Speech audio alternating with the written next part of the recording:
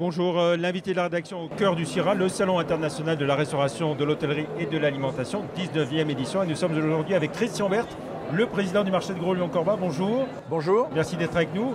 Un anniversaire important pour vous, ça fait 10 ans que vous avez déménagé à Corba. Oui, exactement. Nous avons fait quelque part l'inauguration de notre marché en 2009, ici même.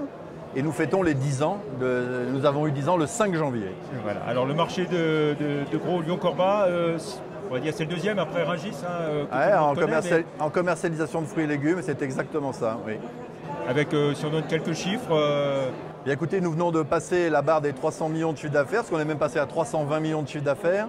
Donc nous commercialisons 300 000 tonnes de fruits et légumes sur la grande région, parce qu'on va un petit peu plus loin, bien évidemment. On va jusqu'au Doubs, le Haut-Doubs, l'Ain, le Jura.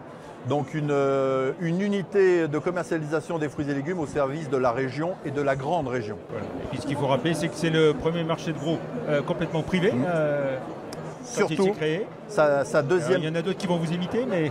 Sa particularité première, c'est en effet d'être privé à 100%. Et depuis 10 ans, on a initié d'autres marchés. Il y a 23 marchés de gros en France, c'est vraiment une force commerciale importante.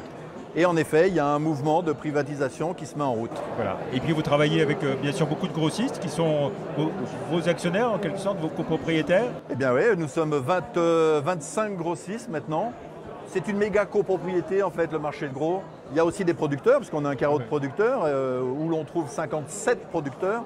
Donc c'est vraiment une famille qui est unie pour promouvoir cette consommation de fruits et légumes. Voilà. Et combien de producteurs locaux, régionaux Nous avons un carreau avec 57 producteurs régionaux, mais ce ne sont pas les seuls producteurs à venir sur le marché. Eux viennent et vendent.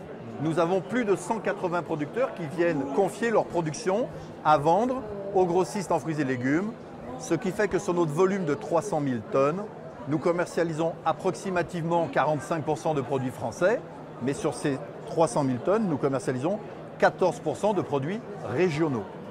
Et ça se développe beaucoup, la part des produits régionaux et des produits, j'ai envie de dire, français au sens large, fruits et légumes français. Alors, la demande est là, tous les clignotants sont au vert, il manque juste le principal, c'est la matière première. Donc aujourd'hui, le débat qui est enclenché sur la consommation locale, la consommation nationale, c'est un très bon débat. Mais le consommateur aujourd'hui veut ce produit. Maintenant, ce qu'il faut, c'est qu'on ait une offre suffisamment abondante parce qu'on ne consomme pas des fruits et légumes que 4 mois par an, on en consomme toute l'année. Et la particularité d'un marché, c'est aussi de compléter son offre avec des produits de tous horizons. Mais de plus en plus, quel que soit le pays d'origine, ce sont des produits de saison. Produits de saison et j'imagine un accent important sur l'aspect qualité. Bien sûr. De plus en plus demandé.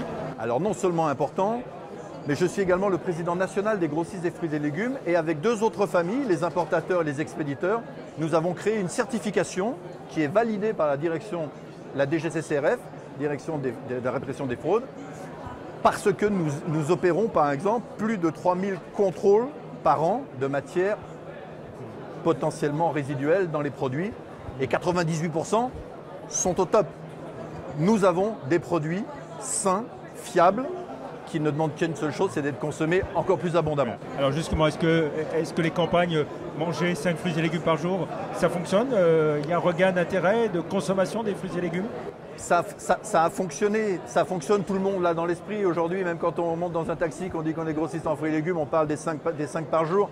Par contre, nous avons besoin d'être un peu plus accompagnés par la collectivité et puis de ne pas avoir trop de bâtons dans les roues. Alors comment être mieux accompagné et ne pas avoir de bâtons dans les roues? Eh bien par exemple aujourd'hui on vient de nous empêcher de rentrer dans les écoles pour promouvoir la consommation des fruits et légumes. Pourquoi vous Ce qui est une hérésie. On nous l'a interdit.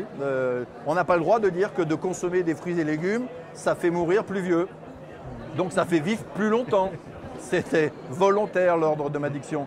Manger des fruits et légumes aujourd'hui fait vivre, augmente l'espérance de vie. Ça, c'est scientifiquement prouvé. Alors, on est ici au cœur du CIRA, je le disais. C'est un élément important, un événement très important pour vous, j'imagine.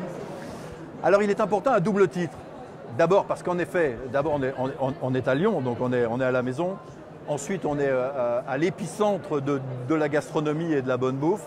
Et surtout pour nous, c'est important de représenter cette famille des fruits et légumes, ce produit entrée de gamme quelque part, qui demande à être touché, à être aimé, à être épluché, à être râpé. Et aujourd'hui, quand on regarde dans notre société, difficile d'échapper à une publicité où il n'y a pas de fruits et légumes, difficile d'échapper à une journée sans fruits et légumes. Donc on se devait d'être là. Moi je suis ici depuis 2001, je crois, et même avant. Oui, 2001. Et aujourd'hui, l'interprofession est ici présente. D'ailleurs, hier… Vous avez une réunion importante, je crois. Hier, oui. nous avons inauguré le premier comité régional de l'interprofession qui réunit 14 familles. C'est l'interprofession la plus longue dans la filière agricole, qui va donc des producteurs de légumes aux producteurs de fruits jusqu'à la restauration collective.